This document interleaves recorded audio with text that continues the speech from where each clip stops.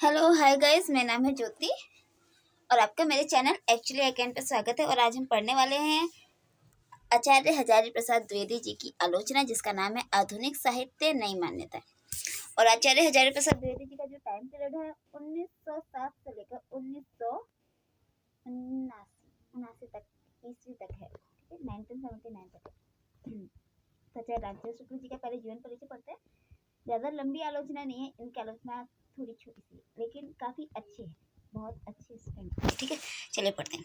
तो आचार्य हजारी प्रसाद द्विवेदी का जन्म उत्तर प्रदेश के बलिया जिले के एक छोटे से गांव ओझवालिया में 1907 ईस्वी में हुआ है। बनारस से संस्कृत में शास्त्रीय परीक्षण उत्तीर्ण करने के बाद उन्होंने 1930 ईस्वी में ज्योतिष आचार्य की उपाधि प्राप्त की। उसी वर्ष शांति निकेतन में हिंदी शिक्षक के रूप में भी नियुक्त होने पर वे रविंद्रनाथ ठाकुर और श्रीति मोहन सेन के संपर्क में आए, जिनके प्रभाव उनके व्यक्तित्व और अध्ययन दृष्टा दोनों पर पड़ा। सूर साहित्य और कबीर शीर्षक उनकी प्रारंभिक कृतियां उसी प्रभाव की देन है। सन 1950 से 1960 तक वे हिंदू विश्वविद्यालय वाराणसी में हिंदी विभाग के अध्यक्ष रहे। फिर पंजाब विश्वविद्यालय में भी कुछ वर्ष इसी पद पर कार्य किया। वहां से सेवानिवृत्त होने पर उन्होंने हिंदू विश्वविद्यालय पर रेक्टर पद को भी सुशोभित किया।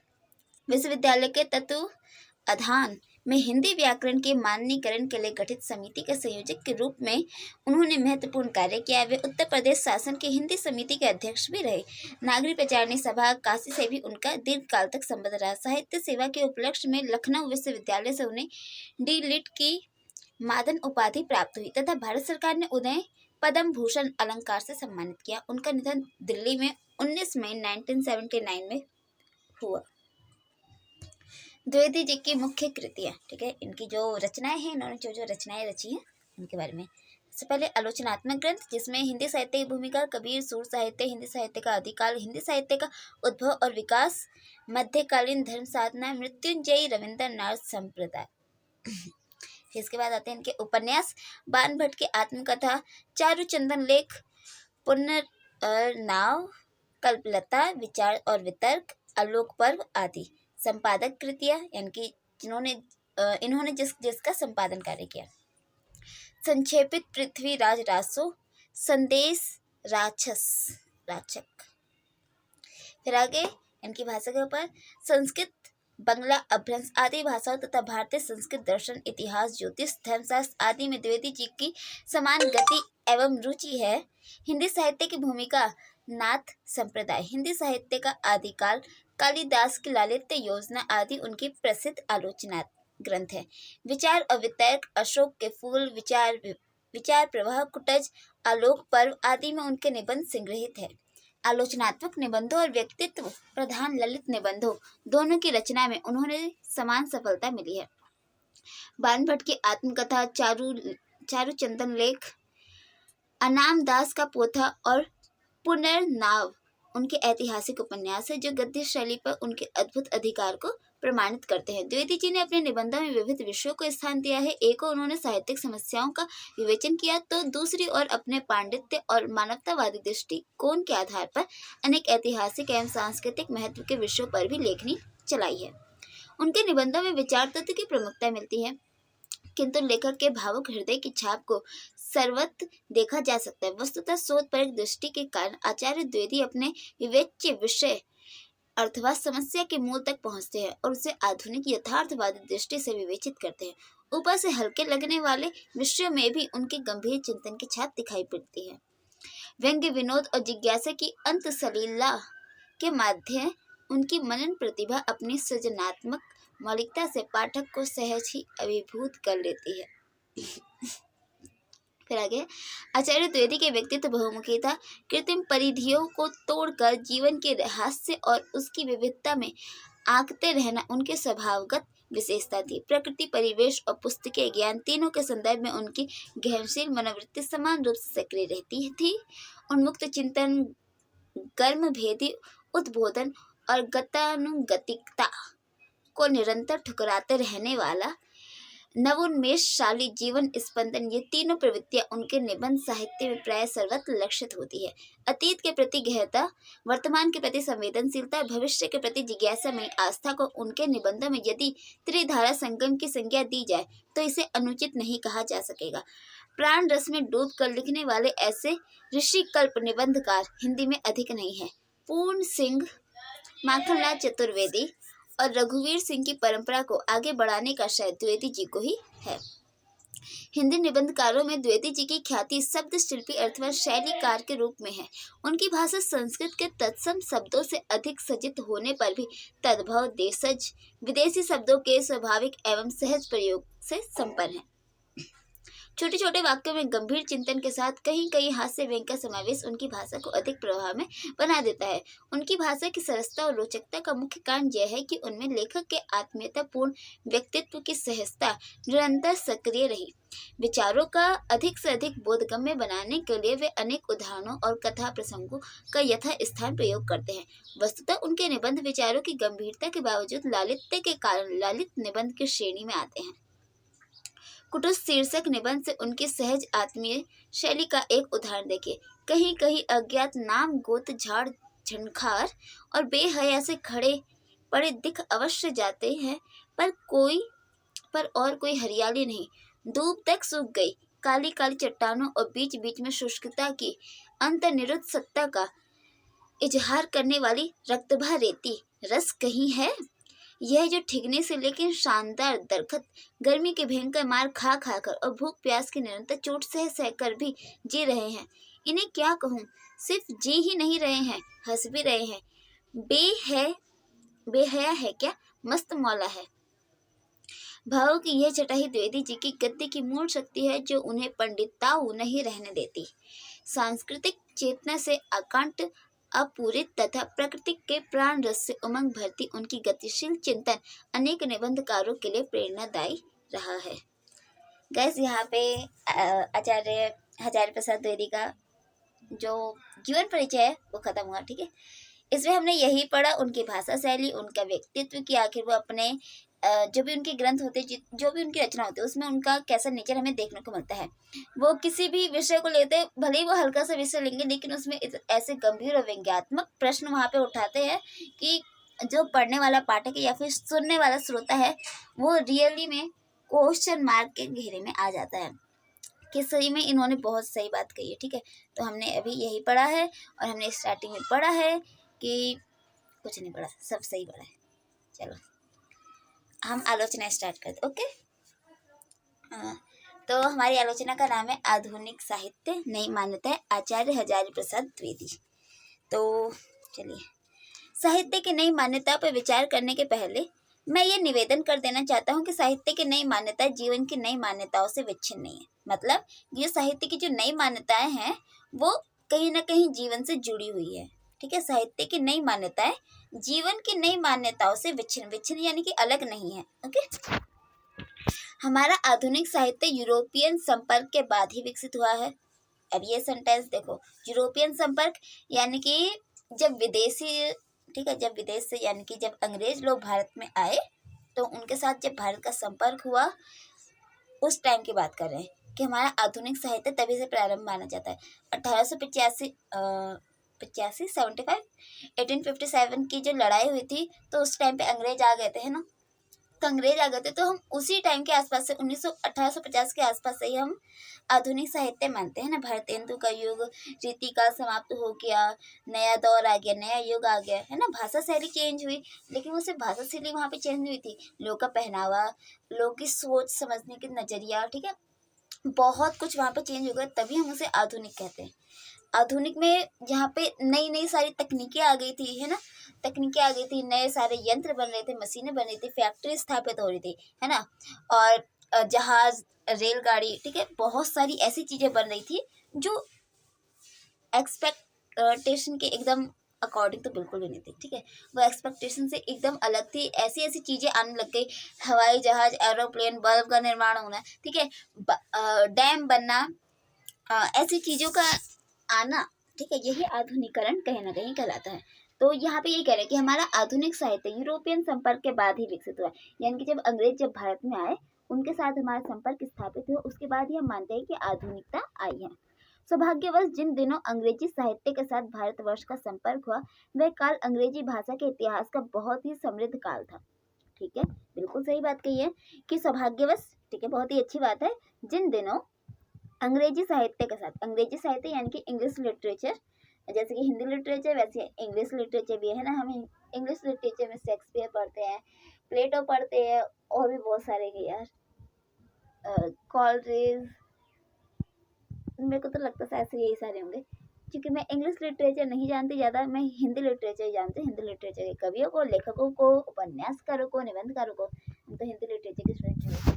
इसलिए वैसे इंग्लिश लिटरेचर के बारे में भी हमें नॉलेज होनी चाहिए, लेकिन मेरे को नहीं, आपको हो तो बता देना कमेंट करके। ओके, तो यहाँ पे ये कह रहे हैं कि अंग्रेजी साहित्य के साथ जब भारतवर्ष का संपर्क हुआ, ठीक है, इंग्लिश लिटरेचर, क्योंकि जब हम पढ़ते हैं तो हमारा जो हिंदी लिटरेचर उसमें आधुनिकता आती है, तो उसमें स्वच्छंदतावाद आता है ना। और क्या आता है, मार्कस के सिद्धांत आते हैं, बहुत सारी पुरातन पंथी को तोड़ते हुए यथार्थवाद, ऐसे बहुत सारे टॉपिक्स आते हैं जो हिंदी साहित्य में हमें देखने को नहीं मिलते थे। हिंदी साहित्य में क्या मिलता है हमें, सिर्फ और सिर्फ रूप, रस, श्रृंगार, अलंकार, यही सब हमें देखने को मिलता है। लेकिन जब अंग्रेजी साहित्य के साथ संपर्क में है, तो अंग्रेजी साहित्य के, अगर पाश्चात्य काव्य शास्त्र आपने पढ़ा होगा ना, तो उसमें पता है टॉपिक्स कैसे कैसे होते हैं। उसमें होता है यथार्थवाद, स्वच्छंदतावाद, और कल्पना सिद्धांत, अरस्तु का, प्लेटो का सिद्धांत लो, अनुकरण सिद्धांत, वो ऐसे ऐसे उन्होंने सिद्धांत रखे, और वो सिद्धांत क्या है, अंग्रेजी साहित्य के साथ जुड़े हुए हैं।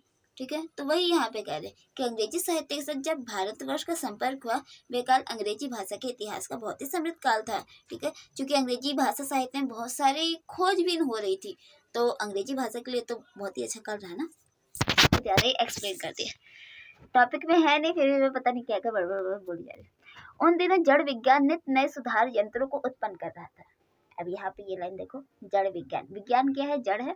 ऐसा माना जाता था कि विज्ञान क्या है, जड़ है, लेकिन वो जड़ से चेतन की तरफ बढ़ रहा था। जड़ और चेतन, ठीक है, ये दोनों वर्ड्स आपस में मैच, बोले तो विलोम शब्द बोल लो, या फिर दोनों मैचिंग के हैं। ठीक है, जड़ चेतन, ठीक है, जड़ होता है जो रुका हुआ है, चेतन जो कि चल रहा है। ठीक है, तो उन दिनों जो जड़ विज्ञान था, विज्ञान क्या था, उस समय तक जड़ था, लेकिन उसमें जब नित नए सुधार हुए, यानी कि विज्ञान में जब रिसर्च शुरू हुई, संशोधन शुरू हुए, उसमें खोजबीन हुई, नए नए यंत्र बने, पेड़ पौधे, यानी कि यार ये जो साइंस का ये जो निर्माण हुआ है ना, ये मोस्टली यूरोप से ही हुआ है। ठीक है, मोस्टली ज़्यादातर हमें यूरोप से ही हमें देखने को मिलता है कि यूरोप में ही इसके नए नए सुधार हुए। उन्होंने यंत्रों की स्थापना की, यंत्र यानी कि वही मशीन, फैक्ट्रीज, कंपनी, इन सब की स्थापना हुई। कपड़ा मशीन, कागज़ बनाने की मशीन, जो भी चीज़ें होती है, लोहा, रेलगाड़ी, लकड़ी वकड़ी, कपड़ा कारखाना, ये सब, ये जितने भी यंत्रों का निर्माण हुआ, तो उनका निर्माण, उत्पादन शुरू हुआ। ठीक है, और ये सुधरे हुए यंत्र, ठीक है, यंत्र जो कि आधुनिक काल में विदेशों में बन रहे थे, नित्य जीवन संपत्ति से उस देश को संपन्न बना रहे थे, है ना। नित्य जीवन संपत्ति से, यानी कि जो जीवन की जो संपत्ति थी, पेड़ पौधे थे, यार ये सब कच्चे माल, तो इस कच्चे माल को दूसरे रूप में कन्वर्ट करके तो हम आज के टाइम को अपने आप को डेवलप मानते हैं ना।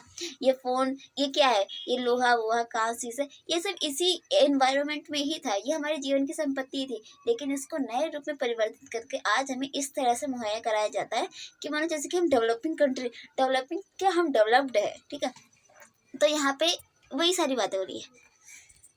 तो उस संपत्ति को, देश को संपन्न बना रहे थे, यद्यपि इसकी भूमिका 16वीं शताब्दी से ही तैयार हो रही थी, है ना, यानी कि 16वीं शताब्दी से ही तैयार हो रही थी, जाहिर सी बात है। यानी कि 1500 का जो टाइम पीरियड है, अगर हम देखते हैं ना कि यूरोप में ये नई नई चीज़ों का आविष्कार नई नई चीज़ों का आविष्कार कब से शुरू हुआ, तो हम 1500 के आसपास से ही देखते हैं कि 1500 के आसपास से लोगों ने रिसर्च करना शुरू कर दिया। लोगों के मन में यार एक वर्ड था, पुनर्जागरण के साथ एक वर्ड और था, मेरे को याद नहीं आ रहा, मानवतावाद के अंतर्गत था। तो वो सब शुरू कर रहे थे। ठीक है, रिसर्च हो रही थी, 1500 के आसपास से ही हमें देखने को मिलती है। पर 18वीं शताब्दी के पहले वह इनका सच्चा प्रतिद्वंदी नहीं बन सका था। ठीक है, 18वीं शताब्दी से पहले वह इनका किनका यानी कि जो यंत्र बन रहे थे इनका सच्चा प्रतिद्वंदी होता है विरोधी ना, नहीं बन सका था। यानी कि जो प्रकृति है, ठीक है, उसका सच्चा प्रतिद्वंदी यानी कि उसके अगेंस्ट वो तब खड़ा नहीं था, वो उसी के हिस्सा था, उसी का एक सपोर्टर था। लेकिन अब धीरे धीरे क्या है, प्रतिद्वंदी बन चुका है। इस शताब्दी में प्रत्येक सुसंस्कृत व्यक्ति के चित्त पर इसका प्रभाव पड़ा, ठीक है। जो भी सुसंस्कृत व्यक्ति है इस शताब्दी में सब पे इसका यानी कि जो आधुनिकतावाद आई है इसका प्रभाव पड़ा। 19वीं शताब्दी में वह नाना ऐतिहासिक शक्तियों के दबाव से सुविधा भोगी वर्ग के हाथ से सरककर साधारण जनता के हाथ में आ गया। यहाँ पे क्या कह रहे हैं कि 19वीं शताब्दी यानी कि जो साधारण जनता की यहाँ पे बात की जा रही है कि 19वीं शताब्दी 1800 के टाइम के आसपास नाना ऐतिहासिक शक्तियों के दबाव के कारण, नाना यानी कि बहुत सारी ऐतिहासिक शक्तियाँ थी, उनके दबाव के कारण सुविधा भोगी वर्ग यानी कि जो बड़े लोग थे, ठीक है,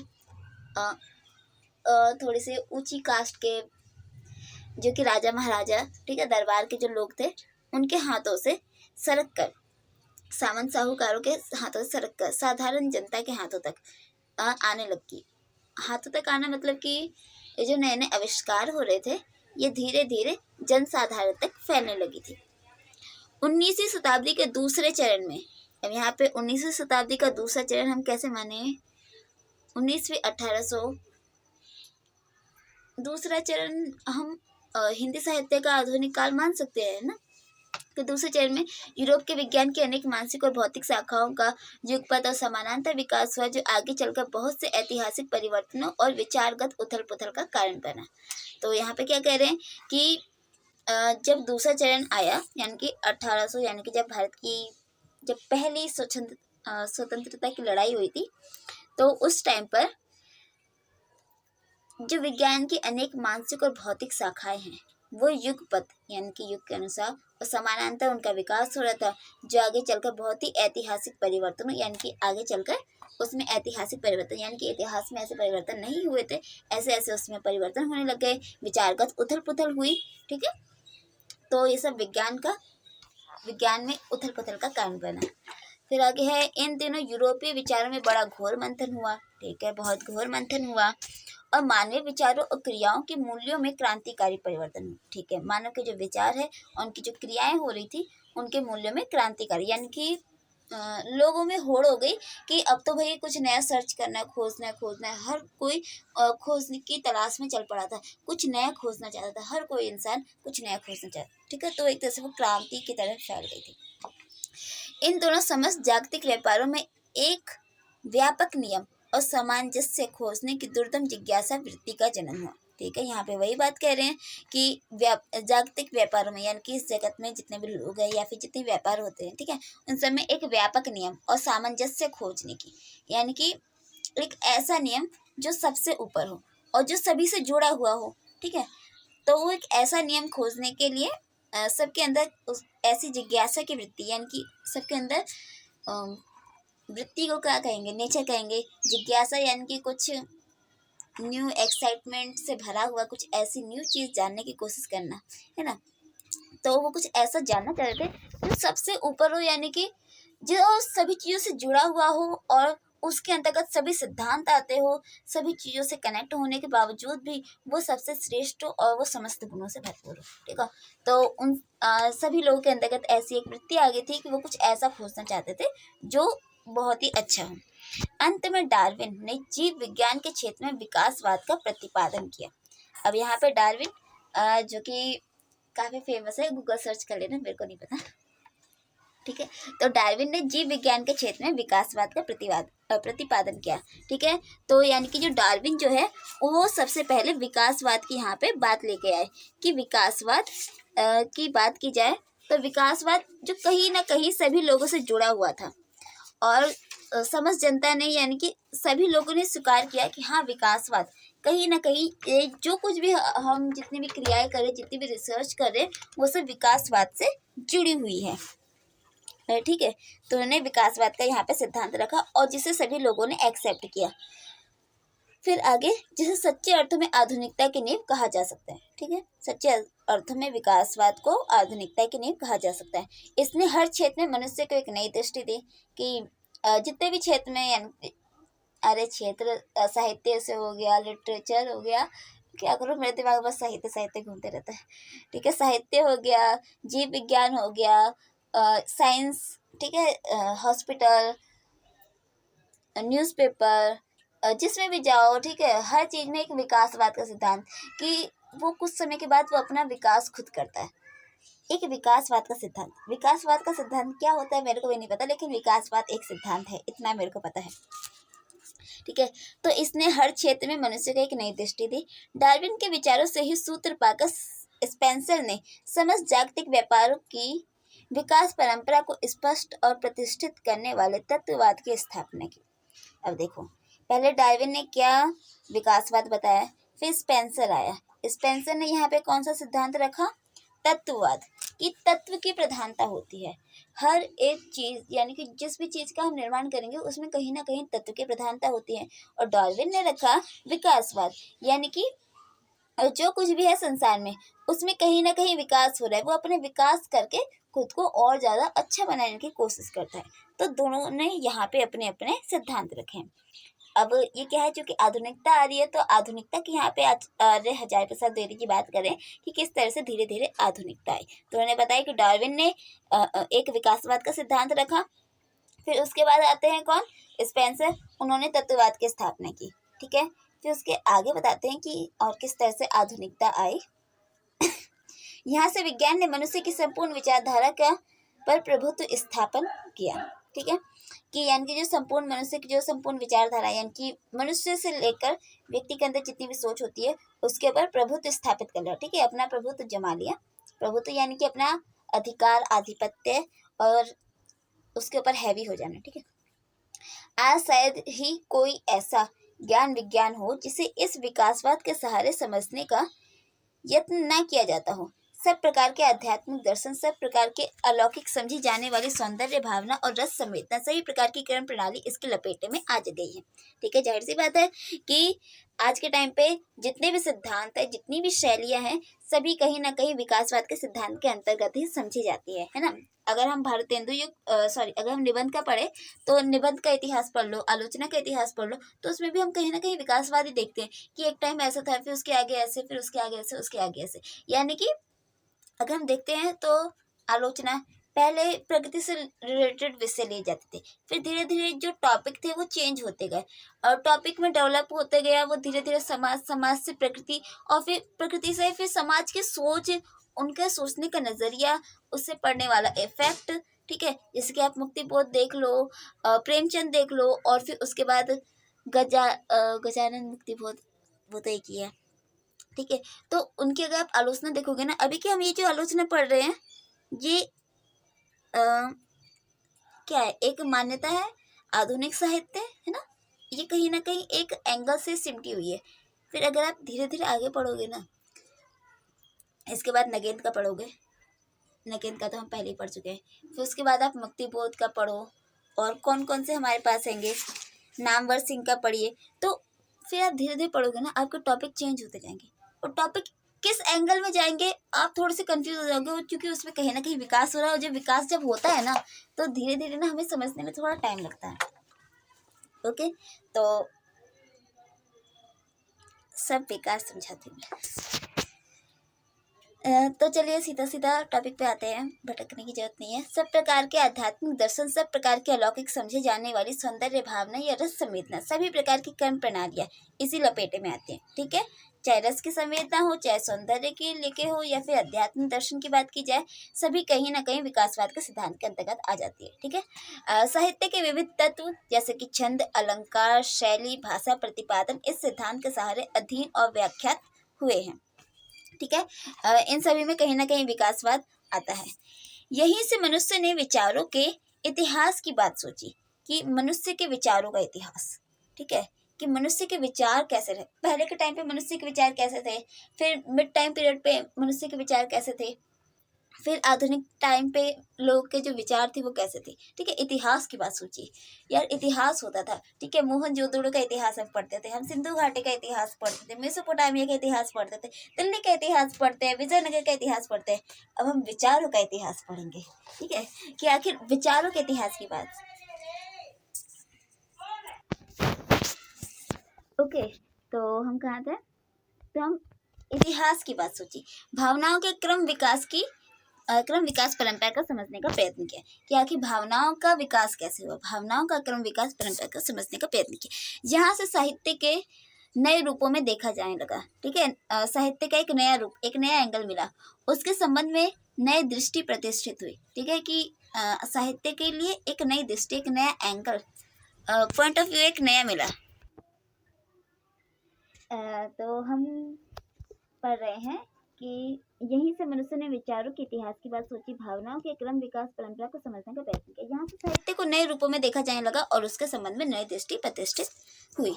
जिसे यह दृष्टि प्राप्त हो गई, वह नहीं मानता कि किसी मुनि या आचार्य ने आज से सैकड़ों वर्ष पहले जो कुछ कहा था वह स्वयं सिद्ध सत्य और उसके प्रतिकूल जाना अनुचित है। ठीक है, जाहिर सी बात है, आज के टाइम पे हम ये सब बात नहीं मानते कि ये जो वेद पुराण विख्यान है, ये जो बातें इसमें लिखी गई, ये सारी सच्ची है, हम कतई नहीं मानते। तो यही बात इसमें लिखी है कि यानी कि जिस व्यक्ति ने ये जो दृष्टिकोण प्राप्त कर ली है, वो इस दृष्टि के माध्यम से वो कतई नहीं मानता है कि जो मुनि और आचार्य जिन्होंने आज से सैकड़ों वर्ष पहले जो कुछ कहा है, या फिर जो स्वयं सिद्ध बात कही है। ठीक है, जैसे कि हम नहीं मानते कि राम थे, हम नहीं मानते कृष्ण थे, हम नहीं मानते कि शिव थे तो कहाँ थे, काशी भूमि पे ही आके वो क्यों जन्मे, कहीं और क्यों नहीं गए, कहीं और गए तो उनके साक्ष्य क्यों नहीं है, अगर वो सिर्फ भारत में ही क्यों आए, वो अमेरिका में क्यों नहीं गए, जापान, इटली, रूस, अमेरिका, ऐसी जगह पे क्यों नहीं गए, वहाँ पे उनके साक्ष्य क्यों नहीं मिलते, है ना।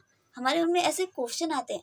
तो वही यहाँ पे बात रखी गई है कि उसी दृष्टि से वे पूछते हैं कि जो मुनि आचार्य आज से जो कि सैकड़ों वर्ष पहले जो कुछ भी ये सब बोल के गए या फिर स्वयं सिद्ध करके गए, वो सही है कि नहीं है, वो उसके प्रतिकूल जाना अनुचित मानते हैं।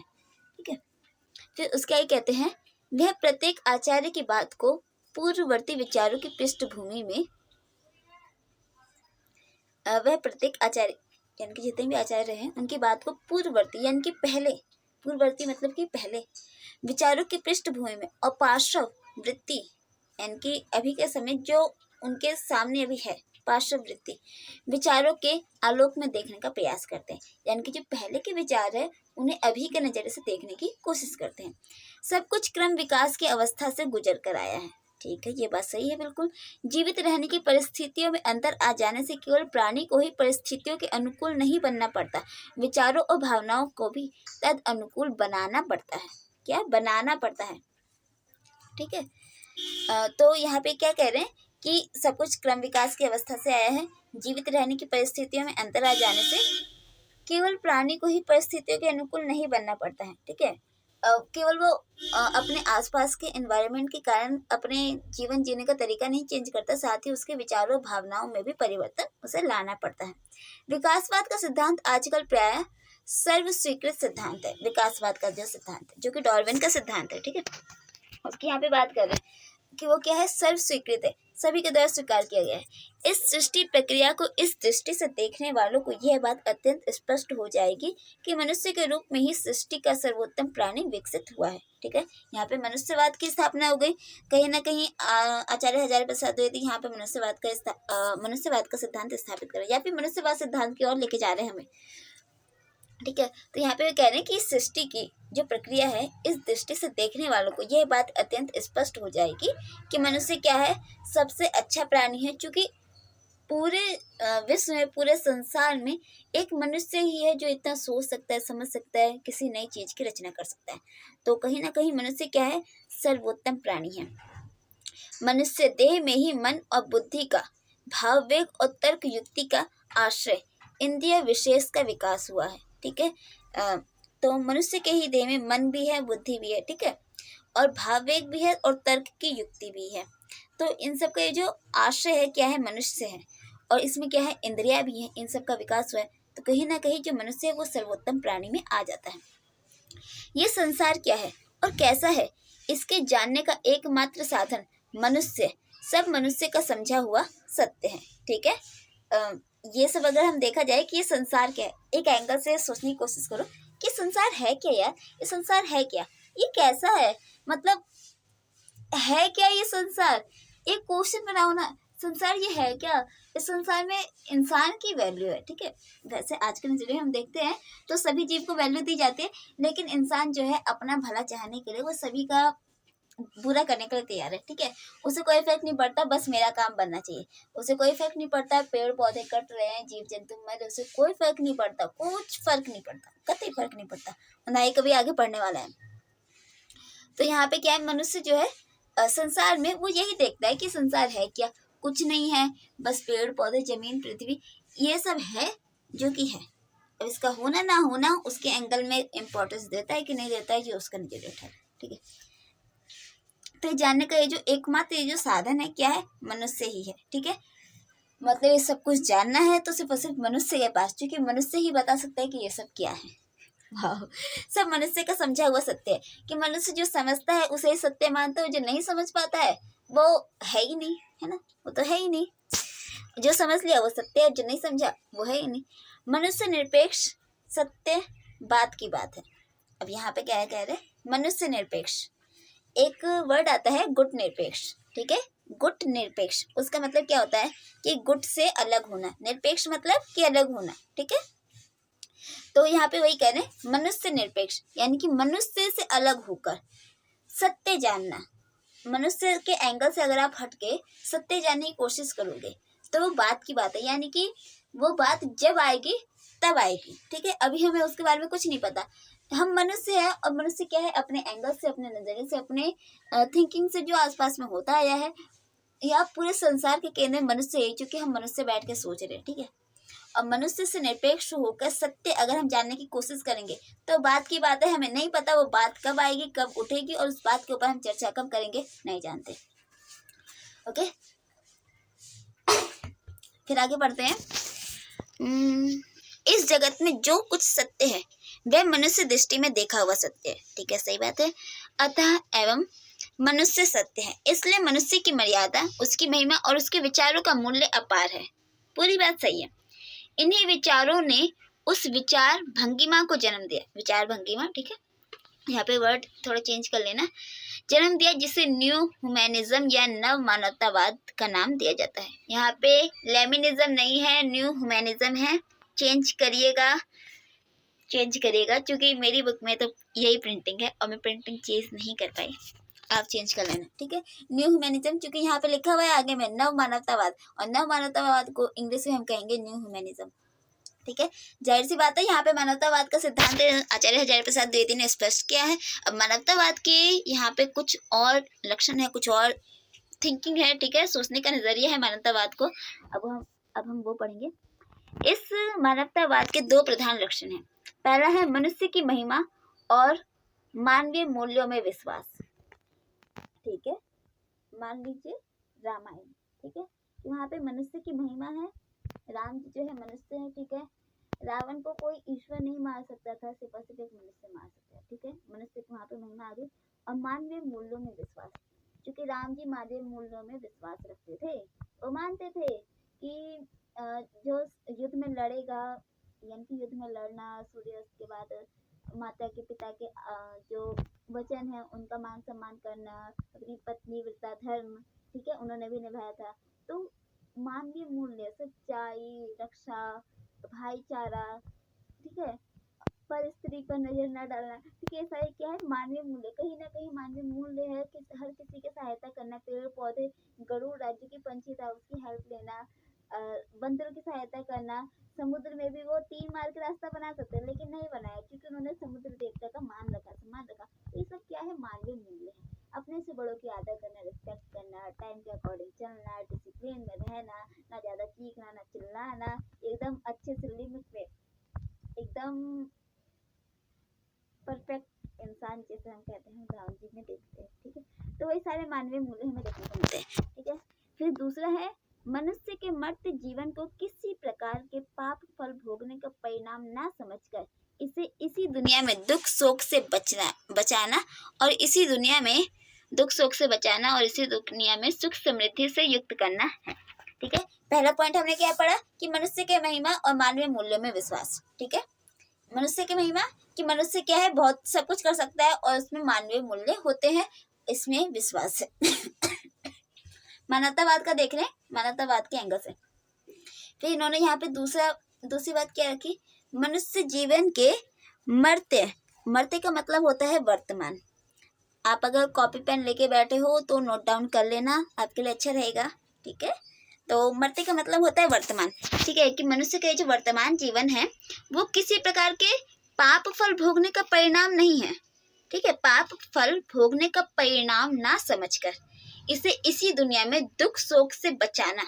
ठीक है, इसी दुनिया में दुख शोक से बचाना और इसी दुनिया में सुख समृद्धि से युक्त करना। तो यहाँ पे क्या कह रहे हैं, जो कि आज के टाइम पे हम देखते हैं मनुष्य की लाइफ में, आज के टाइम पे हम देखते हैं, पहले के टाइम पे क्या कहते थे कि इसका मनुष्य योनि में जन्म हुआ है, यानी कि इसको पाप भोगने के लिए इसका जन्म हुआ है। ठीक है, यानी कि 64 योनियां होती हैं, 64 योनियों में से जब मनुष्य योनि जब मिलती है तो उस योनि में उसे या तो पाप फल भोगने पड़ते हैं या फिर उसे अपने कर्मों का सुधार करना पड़ता है। ऐसा माना जाता है, अगर आप ने कभी कोई देवी देवता वाला सीरियल देखा होगा तो यार उसमें आते रहते हैं ऐसे तो वक्तव्य आते रहते हैं ना। तो यहाँ पे वही बात कह रहे हैं कि मनुष्य जीवन क्या है, पाप भोगने के लिए नहीं है, वो उसका परिणाम नहीं है। उन्हें ऐसा नहीं समझना है, उसे क्या समझना है कि जो दुनिया है, ये जो मनुष्य योनि में जब वो पैदा हुआ है तो दुख शोक से बचना है उसे। ठीक है, वो अपने आप को हमेशा दुखी नहीं रख सकता है, अपने आप को हमेशा प्रताड़ित नहीं कर सकता है। उसे इस दुनिया में सुख समृद्धि से अपने आप को युक्त करना है, यानी कि वो अपनी इस लाइफ को खुशी से उसका वो भरे, ये उसका पूरा हक है। तो यहाँ पे दो बातें रखी गई है। ठीक है, यह दूसरी बात उन सब पुरानी वैरागी मनोभावनाओं का प्रत्याख्यान करती है। ठीक है, जाहिर सी बात है प्रत्याख्यान करती है। अभी अभी हमने पढ़ा कि मनुष्य योनि में जन्म लेना यानी कि कष्ट भोगना, लेकिन आज के टाइम का जो मनुष्य है वो ये बात नहीं मानता। वो क्या मानता है, मनुष्य योनि क्या यार, एक ही बार लाइफ मिली है, इसमें नहीं जिएंगे तो कब जिएंगे, है ना। आज के टाइम पे तो हम यही कहते हैं ना, जीने के 4 दिन बाकी है बेकार दिन। इंसानों की लाइफ सबसे अच्छी है। जानवर क्या ना कुछ खा सकते हैं ना खाते हैं, मतलब बोल सकते हैं नहीं, बातचीत कर सकते हैं नहीं, वो हमारी तरह मस्ती तो कर सकते हैं नहीं। तो मनुष्य की जो इंसानों का ये जो जीवन है सबसे अच्छा जीवन है आज के टाइम पे, हम सब ये मानते हैं। तो ये सब क्या है, ये पुरानी वैरागी मनोभावनाओं के ऊपर प्रत्याख्यान यानी कि उसके ऊपर क्वेश्चन मार्क कर देती है। उनके जो सवाल है, उनकी जो विचारधाराएं, पुरानी जो विचारधाराएं हैं, ठीक है, उनको आख्यान करती है, यानी कि उसके ऊपर सवाल पे सवाल, यानी कि उसको एकदम तितर बितर कर देती है। ठीक है, जो शरीर को नाना कृच्छा आचारों से, कृच्छा आचार का मतलब होता है कष्ट। ठीक है, कृच्छा आचारों से तापित करके किसी अनंत शाश्वत सुख की ओर मनुष्य को प्रवृत्त करती है और इस जीवन का संपूर्ण रूप से उपभोग करने की प्रवृत्ति को प्रक्षय देती है। जाहिर सी बात है, सही बात कही है उन्होंने। सीधी सी मीनिंग ये है कि अपने सुख के लिए मनुष्य क्या है, अपने आप को तपाता है। ठीक है, और अपने जीवन को संपूर्ण रूप से उपभोग करने की प्रवृत्ति, यानी कि अपनी 4 दिन की जिंदगी यार अच्छे से जी लो। ठीक है, इसके बाद तुम्हें आगे कुछ नहीं मिलने वाला, जो भी तुम्हें मिलना है, जो भी तुम्हें सहना है, ठीक है, जो भी करना है तुम्हें इसी लाइफ में करना है। आगे तुम्हारे पास लाइफ है कि नहीं है कुछ नहीं पता, तुम्हें जो करना है इसी टाइम में कर लो। ठीक है, कहते हैं ना, तो ये वही है। मैंने सीधे अगर तुम्हें बताया, अब थोड़ी आचार्य हजारीप्रसाद द्विवेदी जी के शब्दों में समझ लेते हैं, है ना, थोड़ा कष्ट हम भी कर लेते हैं। तो क्या कह रहे हैं, पुराने भावनाओं को ऊपर प्रत्याख्यान करती है, जो शरीर को नाना कृच्छा आचारों से, यानी कि जो विभिन्न प्रकार के कष्टों से तापित करके। ठीक है, पहले की जो विचारधारा क्या थी कि तुम्हें तप करना होगा, तपस्या करनी होगी, तब जाके तुम्हारे सारे पाप धुलेंगे, तब जाके तुम्हें इस मनुष्य योनि से मुक्ति मिलेगी, है ना। तो जो पहले ये विचारधारा थी, तो यहाँ पे इसी को कह रहे हैं कि नाना कृच्छा आचारों से तपित करके किसी अनंत शाश्वत सुख की ओर मनुष्य की प्रवृत्ति करती है। ठीक है, तो यहाँ पे वही है कि उन कष्टों से अपने आप को तापित करता है अनंत शाश्वत सुख के लिए, कि मरने के बाद उसे अनंत शाश्वत सुख मिलेगा। ठीक है, तो मनुष्य की प्रवृत्ति उस एंगल की ओर करती है और इस जीवन का संपूर्ण रूप से उपभोग करने की प्रवृत्ति को प्रक्षय देती है कि ये जो जीवन है इसका अच्छे से उपभोग करो। प्रवृत्ति यानी कि लोग के अंदर ऐसा नेचर डालती है कि वो अपने इस जीवन को अच्छे से यूज करे, परंतु पहली भावना इस पर अंकुश का काम करती है। हमने 2 भावनाएं पढ़ी थी। पहला वाला क्या थी, मनुष्य की महिमा और मनुष्य में मानवीय मूल्यों में विश्वास। मनुष्य के मानवीय मूल्य यानी कि अगर हमें अपनी लाइफ को अच्छे से उपभोग करना है, अच्छे से यूज़ करना है, अपने मन के अपनी इच्छा के अकॉर्डिंग जीना है, तो हम इतनी ज़्यादा मर्यादा में बंध कर नहीं जी सकते, है ना। तो यहाँ पे वही कह रहे हैं, परंतु जो पहली भावना है इस पर अंकुश का काम करती है, क्योंकि वे मनुष्य के द्वारा उद्भावित पशु सामान्य धरातल से ऊपरले स्तर के मानसिक संयम, बौद्धिक ईमानदारी और मनुष्य रूप को विकसित करने वाले समस्त नैतिक आदर्शों को बहुत अधिक मूल्य देती हैं। ठीक है, जो कि असामान्य जो पशु है उससे ऊपर उठता है। मनुष्य के अंदर करुणा है, सहज भाव है ना, रिस्पेक्ट है, तभी तो जानवर से ऊपर है। ठीक है, उसमें क्या है, मानसिक संयम। ठीक है, उसके अंदर, क्योंकि मनुष्य के अंदर सोचने और समझने की शक्ति है। ठीक है, तो वो मानसिक वो अपने मन को संयम में रख सकता है। बौद्धिक ईमानदारी, कि बौद्धिक रूप से ईमानदार रहे, और मनुष्य रूप को विकसित करने वाले समस्त जो नैतिक आदर्श होते हैं जो कि मनुष्य में है। ठीक है, वो बहुत ही अधिक मूल्य देती है। पहले दृष्टिकोण, जो पहली विचारधारा है, ठीक है, जो पहली भावना है, इस प्रकार यह तो माना जाता है कि मनुष्य की मनुष्यता अपूर्व संभावनाओं से भरी हुई, अपूर्व यानी कि बहुत सारी संभावनाओं से भरी हुई है। वह सब प्रकार के नैतिक और आध्यात्मिक विकास का साधन है। उसकी महिमा अपार है। जाहिर सी बात है, उसकी महिमा अपार है यार, क्या घुमा फिरा के बोलते हैं। ठीक है, तो इसमें हमने क्या पढ़ा, हमने इसमें दोनों एंगल पढ़े। पहला एंगल जो कि दूसरी भावना के ऊपर अंकुश लगाती है। पहले एंगल में क्या है, मनुष्य की महिमा, मनुष्य के मानवीय मूल्यों में विश्वास, उन सब की बात हो रही है।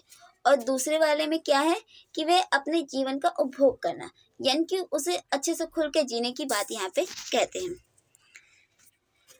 फिर अगला है, भारतवर्ष की विशाल साहित्यिक परंपरा पर दृष्टिपात करें तो इसके साहित्यिक युगों में सर्वत्र किसी विशेष मानवीय विश्वास को प्रेरणा देते पाएंगे। ठीक है, जाहिर सी बात है कि एक बहुत ही पुरानी मानवीय विश्वास हमें देखने को मिलता है।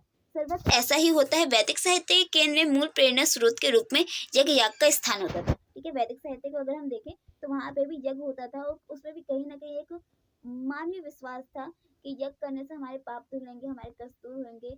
इसका जो यज्ञ करने से जो होम होता है भगवान को जाता है, फिर भगवान हमारे पर प्रसन्न होते हैं, है ना। तो कहीं ना कहीं उसमें भी एक मूल मानवीय विश्वास होता है, एक मानवीय वेदना होती है। इन्हीं से वैदिक युग का कवि और विचारक प्रेरणा पाया करता था। ठीक है, जाहिर सी बात है, वैदिक युग का जो कवि है और जो विचारक है वो प्रेरणा पाता था, चाहे व्याकरण हो या ज्योतिष, छंद हो या निरुक्त। जो निरुक्त है वो क्या है, हिंदी साहित्य में अगर हम डिक्शनरी की जब बात करते हैं तो निरुक्त जो है सबसे पहली डिक्शनरी हम मानते हैं। ठीक है, तो यहाँ पे वही कह रहे हैं, छंद हो या निरुक्त, ज्यामिति हो या अंक गणित, सभी विचारधाराएं इस यज्ञ याग की क्रियाओं को ठीक ठीक संपादित करने के उद्देश्य से प्रवर्तित हुई। यानी कि ये जो यज्ञ की क्रिया होती है इन सभी में ज्योतिष, छंद, निरुक्त, ज्यामिति, अंक गणित, ये जितने भी ग्रंथ कहीं ना कहीं ये सब शास्त्र हैं, है ना। तो ये सारे शास्त्र जो है यज्ञ की क्रिया में कहीं ना कहीं अपना थोड़ा थोड़ा अपना सपोर्ट करते थे।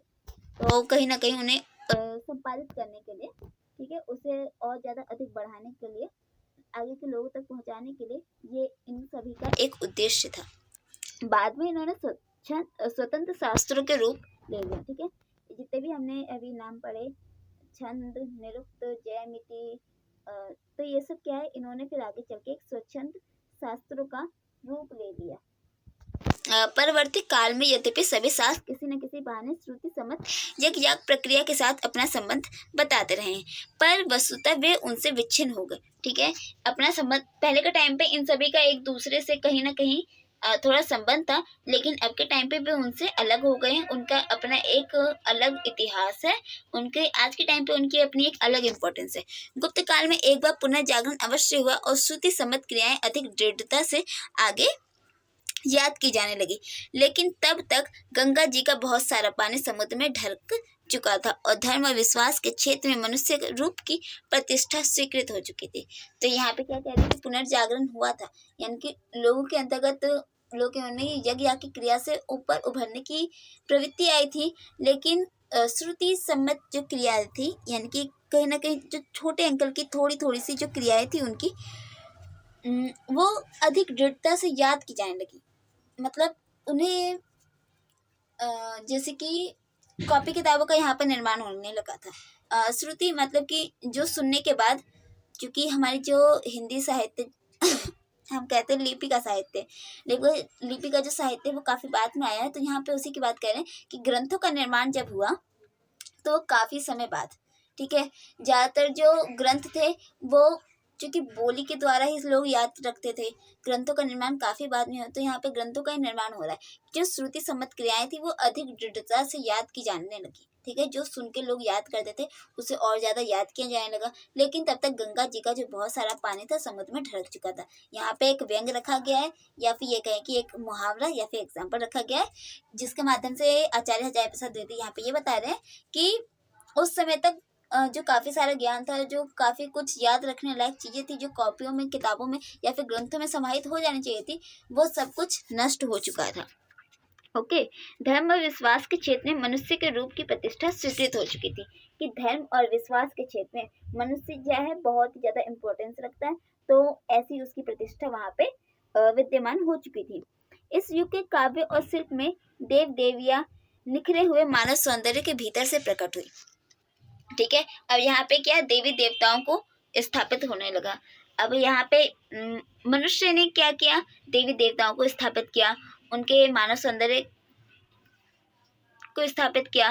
देवता की मनुष्य रूप जिसे मोहक और महानीय रूप में इस युग में प्रकट हुआ, वैसे पहले कभी नहीं हुआ था।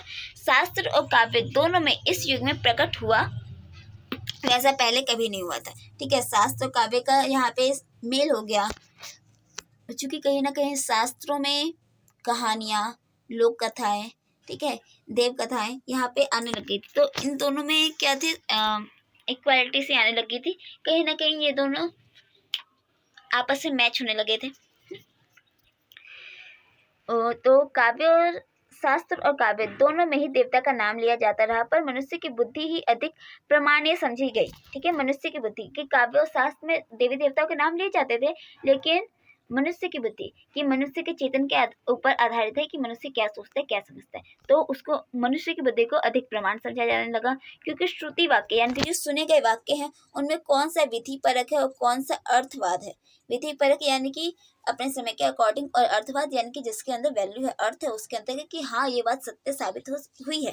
इन बातों के निर्णय की कसौटी मनुष्य बुद्धि ही समझाया जाता है, ठीक है। कि मनुष्य बुद्धि के ऊपर ये डिपेंड करता है कि आखिर वो कौन सी बात को सही मानता है और कौन सी बात को नहीं। विधि परक यानी कि हाँ ये विधि के अकॉर्डिंग ऐसे ऐसे करके ये आज के टाइम पे ऐसी बन गई है। और अर्थवाद कि हाँ ये बात पूर्णतः सत्य है, चूंकि इसके अंतर्गत अर्थ है, इसके अंदर कहीं ना कहीं सत्यता है, ठीक है। फिर आगे, मनुष्य रूपी देवता का और भी व्यापक रूप मध्यकाल के अंत में आया, जब भगवान ने नर रूप की लीला ही सब प्रकार के साहित्य, शिल्प और नृत्य गीत का आशय बनी, ठीक है। अब यहाँ पे अवतारवाद, ठीक है, अवतारवाद यहाँ पे हमें देखने को मिलता है जब भगवान ने नर रूप लेना शुरू किया और लीला करनी शुरू की, तो यहाँ पे साहित्य, शिल्प और नृत्य गीत का आशय बन गई, यानी कि कहीं ना कहीं शास्त्र जो है कहीं ना कहीं काव्य के रूप में परिवर्तित होने लग गया। भक्ति का पूरा साहित्य भगवान के नर रूप की लीला को आश्रय करके बना, ठीक है। नर रूप की लीला को आश्रय करके बना, ठीक है, साहित्य। फिर यहाँ पे भक्ति काल स्टार्ट हो गया, वहीं से वह प्रेरणा पाता है आगे चलकर हर देव के अवतार की कल्पना की गई, ठीक है। सही जाहिर सी बात है, भागवत भक्त महात्माओं की भी किसी न किसी पुराने आचार्य या भक्त का अवतार माना गया, यानी कि जो भी ईश्वर की बात की जाती है वो कहीं ना कहीं किसी आचार्य या फिर भक्त का अवतार माना जाता है। कोई उद्धव का अवतार समझा जाता है, तो कोई वाल्मीकि का, कोई हनुमान जी का, तो कोई भगवान की मुरली का, यानी कि वहाँ पे अवतारवाद आ गया कि हर कोई ना कोई किसी न किसी का अवतार के रूप में आया है। शिव के भी एकाधिक अवतार स्वीकार किए गए हैं, और अवतार विश्वास इस हद तक पहुंचा कि विश्वास किया जाने लगा कि भगवान नर रूप धारण करके नाना भाव से भक्त की यह सहायता करते रहते हैं, ठीक है। कि भगवान जो है नर के रूप में अवतार लेते हैं और जनसाधारण की मदद के लिए आते रहते हैं, ठीक है। रामायण देख लो, रामचरितमानस, और भागवत में देख लो श्री कृष्ण, फिर उनके बहुत सारे रूप है, ठीक है। मछली का, कछुए का, बहुत सारे रूप है, नरसिम्हा अवतार, ठीक है। तो नर के रूप यानी कि अपने रूप बदल के आते हैं जन सामान्य के कल्याण के लिए, उसकी मदद करने के लिए, ठीक है। तो उसकी गाय चरा देते हैं, ठीक है, उसका हाथ पकड़कर रास्ता दिखा देते हैं, उसकी गलती बयानी को सुधार देते हैं, उसके घर का पहरा देते हैं और ऐसे ही अन्य अनेक कार्य करते हैं। ठीक है, तो ये अवतारवाद की यहाँ पे हमने पूरी बात पढ़ी। इस युग की संपूर्ण मानवीय उच्च साधनाओं के मूल में इस अवतारवादी भक्ति की प्रेरणा है। यानी कि आज के टाइम पे जो भी हम मानव विचारधाराएं देखते हैं तो उसमें कहीं ना कहीं हम अवतारवाद की भक्ति को देखते हैं। इस प्रकार हम देखते हैं कि विभिन्न युगों में साहित्यिक साधनाओं के मूल में कोई ना कोई व्यापक मानवीय विश्वास होता है। ठीक है, कि हम देखते हैं कि ये जो विभिन्न युग है, यानी कि अरे राम जी का कौन सा युग था, मैं भूल गया। द्वापर युग, कलयुग, अरे मैं राम जी का युग भूल गई, सॉरी सॉरी सॉरी सॉरी। तो ये जितने भी विभिन्न युग है, साहित्यिक साधनाओं के मूल में कोई ना कोई व्यापक मानवीय विश्वास होता है। ठीक है, मानवीय विश्वास यानी कि करुणा, सपोर्ट करना, हेल्प करना। ठीक है, जो मानवीय विश्वास होते हैं, यहाँ पे वही कह रहे हैं कि मानवीय विश्वास होता है। आधुनिक युग का यह व्यापक विश्वास मानवतावाद है। ठीक है, आधुनिक युग का ये जो व्यापक विश्वास है यही मानवतावाद है। इसे मध्य युग के उस मानवतावाद से घुला नहीं देना चाहिए जिसमें किसी न किसी रूप में यह स्वीकार किया गया है कि मनुष्य जन्म दुर्लभ है और भगवान अपनी सर्वोत्तम लीलाओं का विस्तार नर रूप धारण करके ही करते हैं। इस विश्वास की सबसे बड़ी बात है इसकी ऐहिक दृष्टि और मनुष्य के मूल्य और महत्व का, मर्यादा का बोध। ठीक है, तो यहाँ पे मानवतावाद को स्थापित किया है। चूंकि भगवान जी खुद आके नर का रूप अवतार लेते हैं, लीला करते हैं और जन सामान्य की रक्षा के लिए, उसकी सुरक्षा के लिए, उसकी सहायता के लिए रूप लेते हैं। तो यहाँ पे मानवतावाद को यहाँ पे बहुत ही अच्छे से बढ़ा चढ़ा के इन्होंने बताया है। ठीक है, आप अच्छे से समझ लेना। ठीक है, फिर आगे है, इसी नवीन मानवतावाद को स्वीकार करने की युक्ति संगत परिणाम हो सकता है मनुष्य की मुक्ति। ठीक है, मानवतावाद को अगर स्वीकार करते हैं तो इसका कहीं ना कहीं एक परिणाम हम देखते हैं, मनुष्य की मुक्ति। यानी कि मनुष्य ने कुछ ऐसा काम किया, कुछ ऐसे कर्म किए कि जो बहुत ही अच्छे, बहुत ही लंबे टाइम तक उसे याद किया जाए, तो कहीं ना कहीं मनुष्य की मुक्ति है। जैसे कि हम देखते हैं श्री कृष्ण जी, उन्होंने मनुष्य रूप में अवतार लिया, बहुत अच्छे अच्छे काम किए, तो कहीं ना कहीं उन्हें मुक्ति मिली है। यानी कि हम कहते हैं ना कि ये तो बहुत ही अच्छे कर्म वाला है, इसे मुक्ति तो बहुत अच्छी मिलेगी। और फिर आगे बढ़ते हैं, सब प्रकार के सामाजिक और राजनीतिक और आर्थिक शोषणों से मनुष्य को मुक्त किया जाए, क्योंकि मनुष्य के जीवन का बड़ा मूल्य है। ठीक है, जाहिर सी बात है।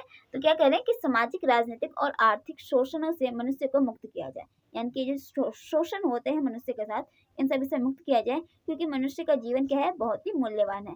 मनुष्य पे अखंड विश्वास इतना प्रधान संबल है, यानी कि मनुष्य के ऊपर अखंड विश्वास कि मनुष्य क्या है, अपने जीवन में सब कुछ कर सकता है, ऐसा विश्वास है। तो क्या है, बहुत ही बड़ा सबल है, यानी कि बल, एक तरह से सबल, बल का ये विकसित रूप है सबल। ठीक है, जिन दिनों इंग्लैंड के साहित्य से भारतवर्ष का प्रथम परिचय हुआ,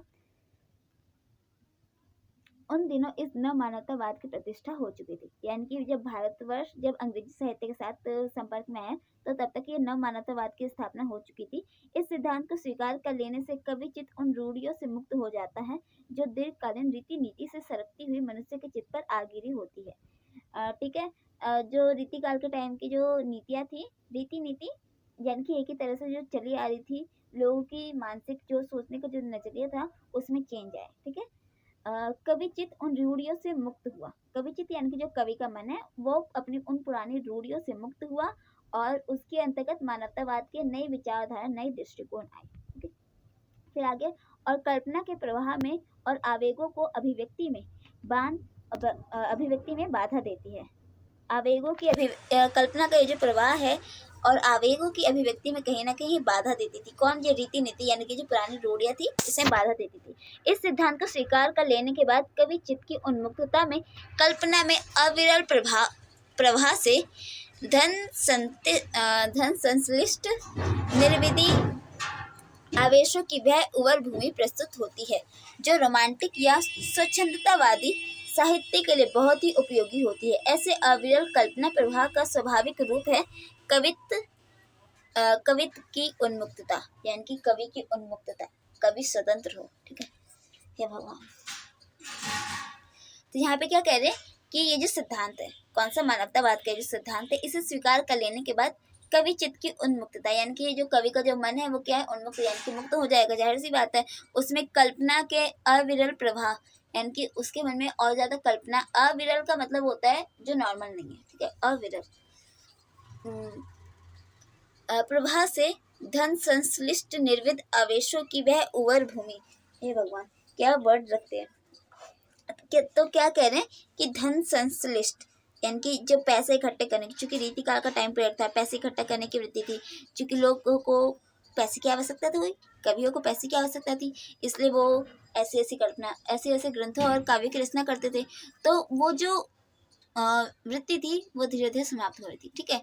निविधि आवेशों की उवर भूमि प्रस्तुत हुई, ठीक है। इन सब से हटकर एक नई भूमि, उवर यानी कि उर्वरकता से भरी हुई, ठीक है, वो ऐसी भूमि उत्पन्न हुई, प्रस्तुत हुई, जो रोमांटिक या स्वच्छंदतावादी, ठीक है। रोमांटिक का मतलब स्वच्छंदतावादी होता है, साहित्य के लिए बहुत ही उपयोगी हो। स्वच्छंदतावादी क्या होता है कि जो अपने आप को एकदम स्वतंत्र महसूस करता है, ये पाश्चात्य काव्य शास्त्र का सिद्धांत है, ठीक है, स्वच्छंदतावादी सिद्धांत। तो जहाँ पे कवि जो है सभी बंधनों से मुक्त होकर एक नई विचारधारा, एक नई थिंकिंग, एक नए दृष्टिकोण को अपने काव्य में जब उतारता है तो वो स्वच्छंदतावाद कहलाता है ना। तो ये क्या है, बहुत ही ज्यादा उपयोगी हुई। तो ऐसी विरल कल्पना प्रवाह का स्वाभाविक रूप ही है क्या, कवित्व की उन्मुक्तता, कि कवि को उन्मुक्तता दे दी जाए, यानी कि एक नया मानवतावाद का सिद्धांत उसके दिमाग में, उसके एंगल में आ जाए, है ना। तो क्या कहते हैं, जब यह एक बार साहित्य में प्रकट होती है तो वह जीवन के सभी क्षेत्रों में प्रभाव विस्तार करती है, ठीक है, जाहिर सी बात है। अगर एक बार साहित्य में आ गई तो वो जीवन के सभी क्षेत्रों में अपना प्रभाव डालेगी, विस्तार भी करेगी। उस काल के अंग्रेजी साहित्य के मर्मज्ञ यानी कि जो बड़े बड़े विद्वान हैं, उन्होंने दिखाया है कि उन दिनों इंग्लैंड के सभी विचार क्षेत्रों में यह चित्तगत उन्मुक्तता अपना प्रभाव विस्तार कर रही थी, ठीक है। यानी कि जो चित्तगत यानी कि चित्त मतलब कि जाहिर सी बात है, मन में की ये जो उन्मुक्तता थी वो हर क्षेत्र में अपना प्रभाव डाल रही थी और हर जगह अपना विस्तार कर रही थी। इस युग में मनुष्य ने धर्म पर संदेह किया, ठीक है, कि जो धर्म है संदेह के ऊपर डाल देता है कि आखिर ये धर्म है क्या। क्योंकि आजकल के टाइम पे लोग क्या है, अपने आप को नास्तिक कहते हैं ना, कि मैं तो ईश्वर में विश्वास करता ही नहीं, लेकिन वो जो अपार जो परम शक्ति है गाइस, उसमें तो विश्वास करो। वो कहीं ना कहीं हम उसे ही तो ईश्वर का रूप मानते हैं ना। तो यहाँ पे वही कह रहे हैं। तो धर्म के ऊपर ही संदेह किया, उसके ऊपर क्वेश्चन मार्क लगा दिया कि ईश्वर पर संदेह किया, परंपरा समर्थित नैतिक दृष्टिभंगी पर संदेह किया, ठीक है। यानी कि जो परंपरा है ईश्वर के ऊपर सीधी सी बात है संदेह किया। परिपाटी विहित रसज्ञता पर संदेह किया। परिपाटी यानी कि जो परिपाटी चली आ रही है, रसज्ञता पर संदेह किया। परंतु फिर भी यह युग अपूर्व विश्वास का युग है, यानी कि जो पहले का जो विश्वास था उसी विश्वास का युग है। कहीं ना कहीं उन लोगों को विश्वास है कि हमारे जो माता पिता यानी कि जो हमारे पूर्वज है, वो जिसके ऊपर विश्वास करते हैं, हमें भी उसके ऊपर विश्वास करना चाहिए, है ना। तो ये भी उसी का युग है, क्योंकि मनुष्य ने अपने ऊपर अविश्वास नहीं किया है, ठीक है। मनुष्य ने अपने ऊपर अविश्वास, क्योंकि हमारे जो पेरेंट्स होते हैं कहीं ना कहीं वो हमें इंसान में विश्वास, मनुष्यता में विश्वास करना ही सिखाते हैं। जब बचपन में, जब छोटे छोटे बच्चे होते हैं तो उन्हें क्या सिखाया जाता है, लोगों की मदद करना, सहायता करना, झूठ नहीं बोलना, अच्छे आचरण, माता पिता की सेवा करना, सत्कार करना, आदर करना, ठीक है, यही सब सिखाते हैं। तो मनुष्यता के ऊपर वो उन्हें विश्वास करना सिखाते हैं, मोरल वैल्यूज सिखाते हैं। तो यहाँ पे वही कह रहे हैं कि मनुष्य को ना अभी तक अपने ऊपर विश्वास है, उसे अविश्वास नहीं हुआ है, ठीक है। उसने मनुष्य की महिमा पर दृढ़ता पूर्वक आस्था जमाए रखी है कि मनुष्य क्या है, वो कुछ भी कर सकता है, मनुष्य सब कुछ कर सकता है। वह प्रकृति की दृढ़ मतलब यानी कि नेत्र पर अपनी विजय पटाखा, सॉरी, दृढ़ का होता है मतलब कि द्वार, ठीक है। जो महल है, महल का जो द्वार होता है उसे दृढ़ कहा जाता है, या फिर ऊपर की जो चोटी होती है ना, जिसे गुम्बद कहते हैं, उसे कहते होंगे दृढ़, ठीक है। तो प्रकृति के दृढ़ पर अपनी विजय पटाखा फहरा सकता है। वह सृष्टि परंपरा की सबसे उत्तम परिणति है। सृष्टि परंपरा की सबसे उत्तम परिणति कौन है, मनुष्य है, ठीक है।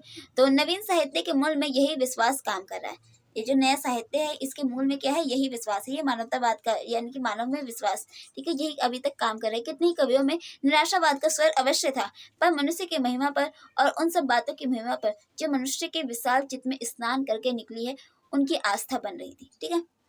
भले ही कवि क्या है, निराशावाद के अंतर्गत समाहित कर ले खुद को, लेकिन उसके अंदर कहीं ना कहीं ये बात है कि मनुष्य की महिमा क्या है, बहुत ही चिरंतन है, और वो स्थापित ऐसे होती है कि मनुष्य में सब कुछ करने की क्षमता डाल देती है। गाइस काफी टाइम आ रहा है, जल्दी से खत्म करती हूँ। स्वभावतः ये मानवतावाद शुरू शुरू में व्यक्ति मानव को शोषण और बंधन से मुक्त करने और बड़े आदर्श से आंदोलित हुआ। ठीक है, कि मनुष्यवाद में यानी कि लोगों में जब ये मानवतावाद आया तो लोगों के अंतर्गत शुरू शुरू में क्या है, शोषण के विरोध करने की क्षमताएं, बंधन से मुक्त होने की क्षमताएं उनके अंतर्गत आदर्श आए। ठीक है, तो उन्होंने आंदोलन किया। तत्व चिंतकों और साहित्यिक मनुष्यों के चित्त में इस आदर्श का रूप बहुत ही उदार था। यानी कि तत्व चिंतक जो कि विद्वान लोग हैं, ठीक है, साहित्यिक मनुष्य जो कि विद्वान लोग हैं, उनके चित्त में इस आदर्श का रूप बहुत ही उदार था, यानी कि बहुत ही बड़े लेवल पे था। उदारवाद और नव उदारवाद आपने पढ़ा होगा, यह भी पाश्चात्य काव्यशास्त्र का सिद्धांत है। ठीक है, वहाँ का ज्यादातर सिद्धांत हमें वहीं से मिलते हैं जो कि हिंदी साहित्य पर प्रभाव डालते हैं और हिंदी साहित्य का हर बार एंगल चेंज होता है। ठीक है, तो यहाँ पे वही है कि बहुत ही उदार था, यानी कि बहुत ही ज्यादा उदार है, यानी कि सभी उस पर विश्वास करते हैं। पर व्यवहार में मनुष्य की समानता केवल एक राष्ट्र की मनुष्यता की मुक्ति तक ही सीमित रहेगी। अब यहाँ पे क्या कह रहे हैं, हमारी मैम जब हमें पढ़ा रही थी तो हमें बता दिया करती थी, बहुत अच्छे से समझाती थी, बहुत अच्छे से। ठीक है, तो यहाँ पे विश्व युद्ध आ रहा है ओके, तो विश्व युद्ध जहाँ पे राष्ट्रवाद को मानवतावाद क्या है, राष्ट्रवाद से कनेक्ट हो गया। क्योंकि हम क्या कहते हैं कि हम भारत के नागरिक हैं, तो हम क्या है, पाकिस्तान के लोगों की मदद नहीं करेंगे। ठीक है, क्योंकि क्या है, दूसरे देश से है, दूसरे देश से, तो क्या वो ऐसे लोग हैं जो हमेशा भारत के ऊपर हमला करते रहते हैं। ठीक है, हमारे पास ऐसा दृष्टिकोण बना दिया है। ठीक है, तो हम पाकिस्तान के लोगों की हेल्प नहीं करेंगे। ठीक है, वो हमारा क्या है, दुश्मन देश है। तो ये क्या है, कहीं ना कहीं जो मनुष्यता है कहीं ना कहीं खंडित हो रही है ना, कहीं ना कहीं सिर्फ अपने देश तक ही रहती है, मनुष्यता राष्ट्रीयता से बंध गई है। ठीक है, तो यहाँ पे वही बात यहाँ पे पढ़ा रही हैं हमारे आचार्य हजारी प्रसाद द्विवेदी जी। क्या कहते हैं कि व्यवहार में मनुष्य की समानता केवल एक राष्ट्र की मनुष्यता की मुक्ति तक ही सीमित रही है। धीरे धीरे राष्ट्रीयता नाम की नवीन देवी का जन्म हुआ। ठीक है, राष्ट्रीयता नाम की एक नई देवी का जन्म हुआ। एक हद तक यह प्रगतिशील विचारों की उपज है। ठीक है, प्रगतिशील जो कि विचारधारा के जो भी कवि आए हैं उनकी विचारों की ये उपज है। ठीक है, हमारे देश के भी नए जीवन साहित्य के स्पर्श ने नवीन जीवन आदर्श जाग पड़े हैं। ठीक है, हमारे देश के जितने भी जीवन साहित्य के जितने भी स्पर्श हैं उनका नवीन जीवन आदर्श जाग चुका है। ठीक है, इनके जीवन के नए आदर्श की हमने राष्ट्रीयता अपनाई हुई मनुष्यता है, लेकिन हमारे सिर्फ अपने ही देश के लोगों के लिए, अदर देश के लोगों के लिए नहीं है। ठीक है, एक नई विचार, एक नए आदर्श उत्पन्न हो गए। मानवतावाद भी आया, दलितों और अल्पपतियों के प्रति सहानुभूति का भाव भी आया और राष्ट्रीयता भी आई। ठीक है, मानवतावाद आया, दलितों और अर्धपतियों के साथ सहानुभूति का भाव भी आया। ठीक है, ये सब बता रहा है कि सब कुछ आने लगा, धीरे धीरे राष्ट्रीयता आई। ठीक है, और क्या आई, दलितों के और अधपतियों के प्रति सहानुभूति, यानी कि जो दलित वर्ग है, क्योंकि पहले के टाइम पर दलित वर्ग क्या है, वो दया के पात्र नहीं थे, उनके साथ हमेशा घृणा और दुर्व्यवहार किया जाता था। ठीक है, तो मानवतावाद धीरे धीरे आया, दलितों के प्रति सद्भाव, सहानुभूति, राष्ट्रीयता भी आई। दोनों बातें एक साथ नहीं चल सकती। ठीक है, मानवतावाद और राष्ट्रीयता दोनों एक साथ नहीं चल सकते। एक तरफ व्यक्ति मानव की महिमा पर अखंड विश्वास ने एक ही राष्ट्र में सुविधा भोगी व्यक्ति मानवों को बढ़ावा दिया, दूसरी तरफ राष्ट्रीयता की देवी युवा अवस्था की दहली पर पहुंचकर ईर्ष्यालु रमणी साबित हुई, जो सारे परिवार को ही ले डूबती है। यहाँ पे क्या कह रहे हैं कि जो राष्ट्रीयता है क्या है, एक ईर्ष्यालु रमणी यानी कि मतलब कि एक लेडी है। ठीक है, जो कि क्या है, ईर्ष्यालु, बहुत ही ज्यादा ईर्ष्या करती है। ईर्ष्या से साबित हुई, जो कि सारे परिवार को यानी कि अपने पूरे देश को ले डूबती है, मतलब कि सबका कल्याण कर देती है। ओके, तो यहाँ पे वही है कि मानवता और राष्ट्रीयता दोनों एक दूसरे के विरोधी है कहीं ना कहीं। तो यहाँ पे वही बात हो रही है कि अमेरिका क्या है, अपने देश की रक्षा करने के लिए क्या करता है, हिरोशिमा और नागासाकी पे बम डाल देता है। तो कहीं ना कहीं वहाँ पे मानवता का ह्रास हो रहा है ना, तो वही बात है। तो राष्ट्रीयता क्या है, एक तरह से एक ऐसी रमणी है जो ईर्ष्यालु है, बहुत ही ज्यादा ईर्ष्या से भरी हुई है। वो नहीं चाहती कि मानवतावाद फैले। ठीक है, लोगों के बीच में सहानुभूति हो, सहचारा बढ़े, भाईचारा बढ़े। ठीक है, वो नहीं चाहती, वो क्या एक ईर्ष्यालु है जो अपने साथ पूरे परिवार को ले डूबती है। ओके, संसार में एक और राष्ट्रीयता ने सिर उठाया तो दूसरी ओर मानवतावाद के विकृत चिंतन, विकृत मतलब कि उसमें दोष आ जाना। ठीक है, विकृत चिंतन ने उस विकृत मतवाद को जन्म दिया। अब यहाँ पे क्या आ गया, मतवाद। मतवाद एक नया यहाँ पे सिद्धांत आया, ठीक है, मतवाद को जन्म दिया, जिसके अनुसार मनुष्य की भी दो श्रेणियां होने लगी, एक उत्तम और दूसरी हैगी निकृष्ट। एक में देवत्व की संभावनाएं हैं तो दूसरे में पशुता से कोई विशेष अंतर नहीं है, ठीक है। अब यहाँ पे मतवाद की, ठीक है, राष्ट्रीयता आई, ठीक है, लेकिन मानवतावाद का यहाँ पे विकृत रूप आ गया। क्या कहेंगे हम उसे? मतवाद कहेंगे। उसमें दो श्रेणियां हैं, ठीक है, पहली उत्तम और दूसरी हैगी दूसरी पहली उत्तम श्रेणी और दूसरी हो गई नीची श्रेणी कह सकते हैं। तो उत्तम श्रेणी में वे लोग आ जाते हैं जो देवत्व की समान है, ठीक है, यानी कि ऊंचे दर्जे के लोग हैं, जिसे हम कहेंगे संपत्ति वर्ग, ठीक है। और दूसरा हम उसे कहेंगे जो कि पशुता से उसमें कोई विशेष अंतर नहीं, यानी कि जिसे पशु के समान समझा जाता है। इन विकृत विचारों ने ठाए ठाए दो महायुद्धों की पृष्ठभूमि पर उतार दिया, ठीक है, विश्व युद्ध आ गए, दो महायुद्ध आ गए। तो कहीं ना कहीं जब विश्व युद्ध हुआ था तो ये क्या था, एक अमीर देश था और एक गरीब देश था। एक ऐसा अमीर देश जिसके पास सभी सुविधाएं थी और एक गरीब देश जिसके पास कोई सुविधा नहीं थी, ठीक है। तो दो विश्व युद्ध आ गए जिसके आसपास ये दोनों हमें मतवाद देखने को मिलते हैं। इस प्रकार मनुष्यता की महिमा भी विकृत रूप से भयंकर हो गई, यानी कि मनुष्यता की जो महिमा थी, जो मनुष्यता का जो रूप था, उसमें विकृत रूप आ गया, यानी कि उसमें दोष आ गया, और वो क्या, दोष भी बहुत ही ज्यादा भयंकर हो गया। लास्ट पेज है, जल्दी खत्म करती हूँ, बहुत लंबा लेक्चर सुनाती हूँ अभी।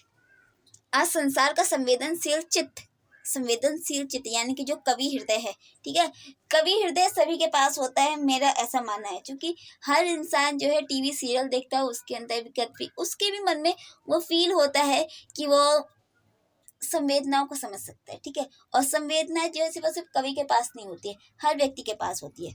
तो ये जो संवेदनशील ये जो चित्त है यानी कि मन है, वो हर व्यक्ति के पास है, ठीक है।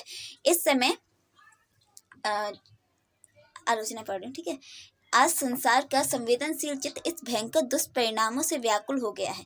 सारे संसार के साहित्य के निष्ठावान मनीषियों में मनीषी यानी कि निष्ठावान मनीषी, जो भी बड़े बड़े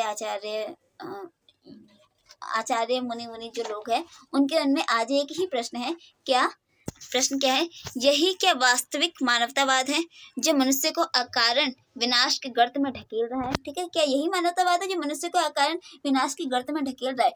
19वीं शताब्दी के पश्चिमी स्वप्नदर्शियों ने और इस देश के पिछले खेवे के महान साहित्यकारों ने क्या मानवतावाद की इसी महिमा का प्रचार किया है, ठीक है। तो क्वेश्चन मार्क कर रहा है जो संवेदनशील चित्त है कि क्या यही मानवतावाद है कि एक दूसरे की हेल्प करना। क्या हम अपने टीवी सीरियल्स में यही देखते हैं कि यार हम सब यही देखते हैं यार, पहले लोग सिखाते हैं कि अच्छा काम करो, हेल्प करो, सहायता करो, सपोर्ट करो, ठीक है, करुणा के साथ भरे रहो, हमेशा सबसे अच्छा बिहेव करो। लेकिन कुछ समय बाद और वो खुद ही ऐसा बिहेव करते हैं कि हमें यहाँ पे क्वेश्चन करना पड़ता है कि यार ये तुम क्या कर रहे हो, तुमने तो मेरे को ऐसा सिखाया नहीं था, तुमने तो हेल्प करना सिखाया था। तो यहाँ पे उसी की विचारधारा पे, उसी के आदर्शों के ऊपर, उसी की जो सीख थी, उसी की जो शिक्षा थी, उसी के ऊपर क्वेश्चन मार्क उठाते हैं ना। तो यहाँ पे जो संवेदनशील चित्त है वो यहाँ पे एक क्वेश्चन कर रहा है कि क्या यही मानवतावाद है भाई?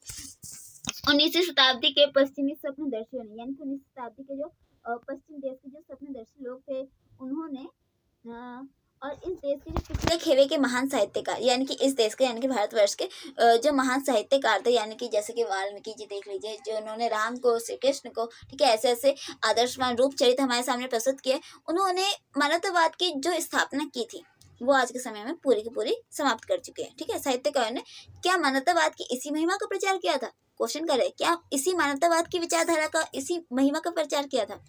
आज नाना स्वरों में वैचित्र्य सम्मिलित आकार धारण करके एक ही उत्तर मानव चित्त की गंभीरतम भूमि से निकल रहा है। मानवतावाद ठीक है, पर मुक्ति किसकी? क्या व्यक्ति मानव की? नहीं, सामाजिक मानवता ही उत्तम साधन है। मनुष्य को व्यक्ति मनुष्य को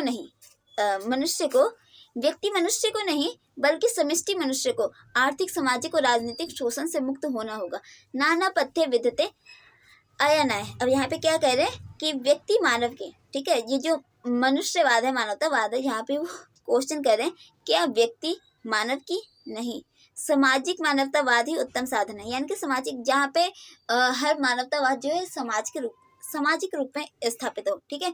मनुष्य को, व्यक्ति मनुष्य को नहीं, व्यक्ति यहाँ पे नहीं आएगा, व्यष्टि आएगा, ठीक है। व्यष्टि मनुष्य यानी कि मनुष्य जो है सिर्फ और सिर्फ अपने लिए नहीं बल्कि समष्टि मनुष्य को, जो कि पूरे समाज को मानता हो, ऐसा मनुष्य, ठीक है, उसको आर्थिक सामाजिक राजनीतिक शोषण से मुक्त करना होगा, ठीक है। नाना पथ्य विदते अयनाय, ठीक है, अलग अलग रास्तों, अगला पैराग्राफ।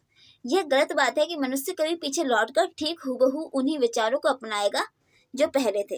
यानी कि यहाँ पे कह रहे हैं कि ऐसा कतई नहीं होगा कि जो पहले की विचारधारा थी मनुष्य उसे अपनाएगा।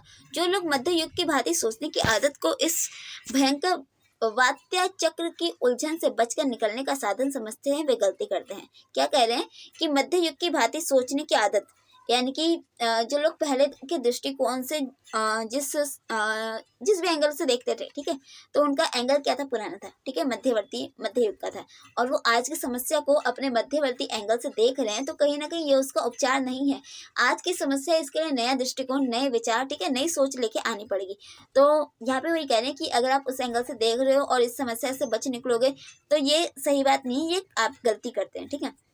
यहाँ पे वही कह रहे हैं कि इतिहास चाहे और किसी क्षेत्र में अपने को दोहरा लेता हो, ठीक है, इतिहास चाहे किसी भी क्षेत्र में अपने आप को, चूंकि कहते हैं ना कि इतिहास अपने आप को दोहराता है, तो यहाँ पे वही कह रहे हैं कि विचारों के क्षेत्र में वह जो गया सो गया, विचारों के क्षेत्र में, लेकिन विचारों के क्षेत्र में क्या होता है कि जो गया सो गया, वो वापस दोबारा लौट के नहीं आता, उसके लिए अफसोस करना बेकार है।